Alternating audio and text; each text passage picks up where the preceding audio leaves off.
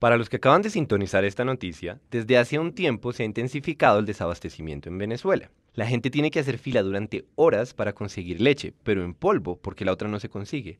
Hay escasez de mantequilla, queso y también de carne de res, pollo, harina, azúcar, aceite, arroz, café, papel higiénico, pañales, detergente, cloro y champú. Mejor dicho, hacen falta productos básicos para la vida cotidiana. La pregunta es, ¿por qué?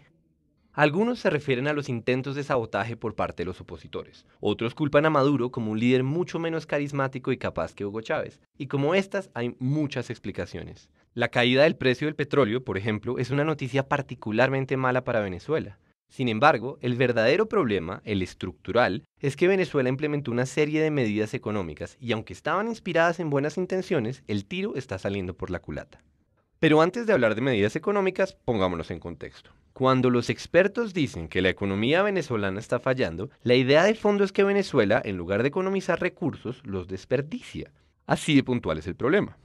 Pero, ojo, desperdicio no solo es botar agua o dejar la luz prendida. Desperdicio es usar los recursos en vano, cualesquiera que esos recursos sean. Tiempo, espacio, talento humano, conocimiento, no importa. El punto es que Venezuela, el país con la mayor reserva petrolera del mundo, está sufriendo de desabastecimiento porque hay 30 millones de personas que no logran coordinarse para ofrecer bienes y servicios, al menos no de forma eficiente.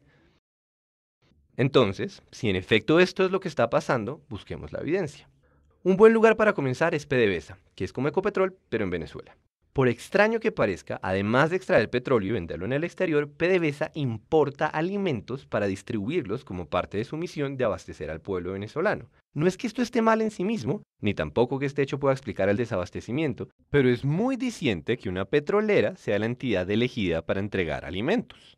Ahora piensen en la burocracia en Venezuela. Por ejemplo, para importar productos hay que comprar dólares, pero resulta que en Venezuela el Estado es el que vende dólares y entonces hay que pasar por un proceso burocrático que puede durar meses antes de importar cualquier cosa.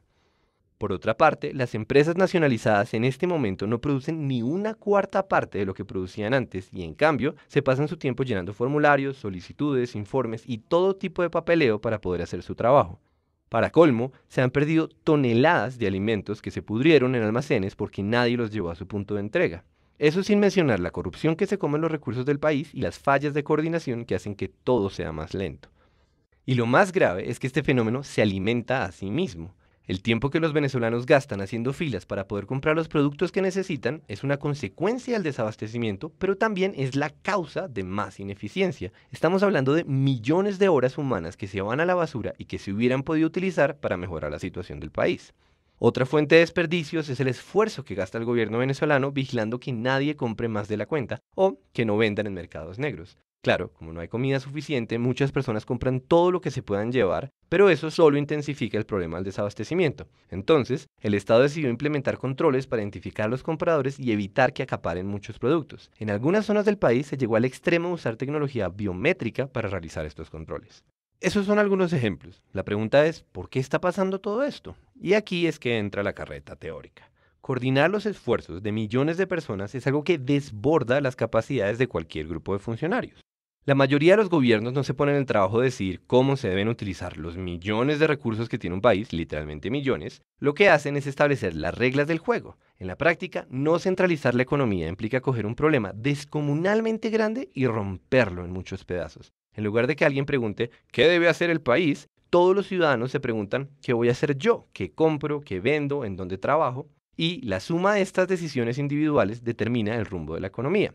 Pero, y este es un gran pero, para que esta estrategia funcione, la gente necesita comunicar información constantemente. Información del tipo, alguien debería llevar este pescado a la ciudad, o yo traigo madera, y también preste para acá que yo arreglo barcos. La clave del mercado como mecanismo para economizar recursos está en que son los precios los que informan a la gente de lo que está pasando. Pérdidas y ganancias, en un sentido puramente económico, son indicadores de eficiencia o de ineficiencia. Entonces, sin pedirle permiso a ninguna autoridad centralizada, cada individuo toma sus propias decisiones. Esas decisiones afectan los precios y los precios comunican esa nueva información para que otras personas puedan tomar otras decisiones. Y así, una y otra vez. El resultado global es que millones de personas trabajan, más o menos, de forma coordinada. Dicho todo eso, volvamos a Venezuela. Resulta que, en los últimos años, Venezuela pasó de tener una economía coordinada por precios a una economía centralizada. Aquí es que aparecen las medidas económicas. Lo primero fue ponerle un precio fijo a los productos que ahora escasean y ponerle un precio al dólar. Esto comenzó en el 2003. La idea era que todos los venezolanos, ricos o pobres, pudieran comprar los productos de la canasta familiar y que la moneda venezolana se mantuviera fuerte con respecto al dólar. Obviamente, el gobierno trató de fijar precios, comillas, justos, pero la gracia de los precios es que se adaptan a lo que está pasando mucho más rápido de lo que se puede enterar un funcionario del Estado. Y lo que está pasando, o lo que habría de pasar, fue inflación.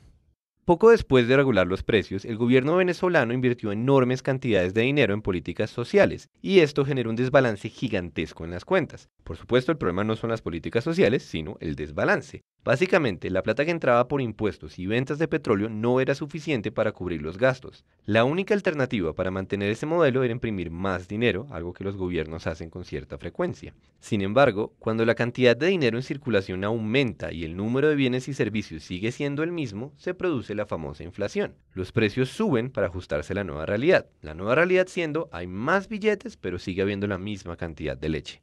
Pero, como estaban controlados, en lugar de subir, los precios se convirtieron en cifras absurdas. Acto seguido, los productores y los distribuidores de alimentos empezaron a quebrarse y muchos se fueron del país porque el negocio dejó de ser rentable.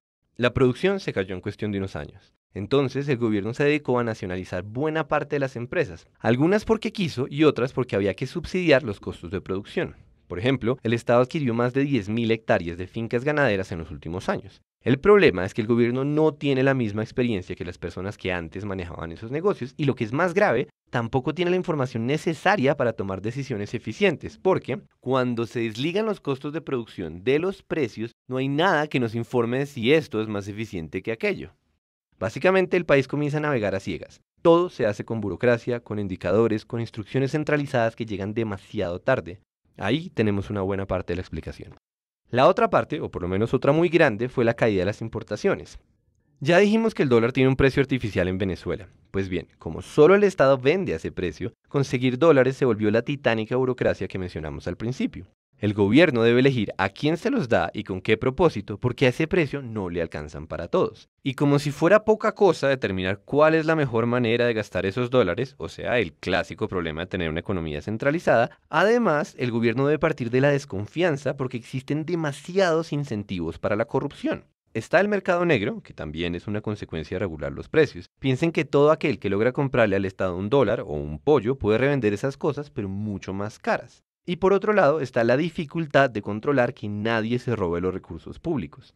Para que se hagan una idea de la dimensión de este problema, el gobierno reconoció que se han perdido al menos 25.000 millones de dólares por culpa de la corrupción.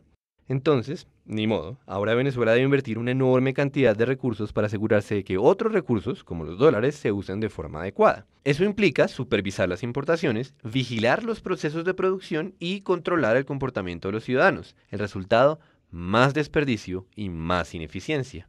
Y con esto volvemos a la idea inicial. Como habrán notado, esta historia tiene una moraleja bastante reciclada a estas alturas del siglo XXI, y es que debemos distinguir entre los ideales que inspiran una serie de medidas económicas y las consecuencias de esas medidas, por ejemplo, el desabastecimiento. Después de todo, no son los ideales los que nos dan de comer, sino el modo en que usamos los recursos que tenemos.